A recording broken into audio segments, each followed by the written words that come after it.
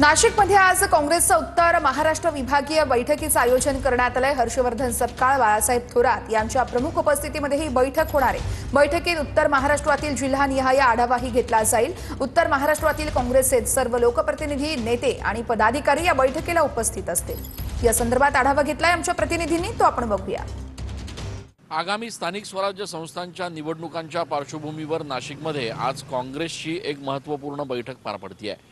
उत्तर महाराष्ट्र विभागनिहाय बैठक आज नाशिकमध्ये पार पडते आहे आणि या बैठकीला माजी मंत्री बाळासाहेब थोरात, हर्षवर्धन सपकाळे हे देखील उपस्थित राहणार आहेत। खरं तर आगामी स्थानिक स्वराज्य संस्थांमध्ये एकत्रित शिवसेना आणि मनसे यांची जर युती झाली तर नेमकी काय भूमिका घ्यायची, स्थानिक स्वराज्य संस्थांच्या निवडणुकांमध्ये काँग्रेसची नेमकी काय ताकद आहे, कशा पद्धतीची तयारी आहे, इच्छुक उमेदवार नेमके कोण असतील, त्यांची निवडून येण्याची शक्यता किती आहे, या सगळ्या विषयांवर आज या बैठकीमध्ये चर्चा केली जाणार आहे, अवलोकन केलं जाणार आहे।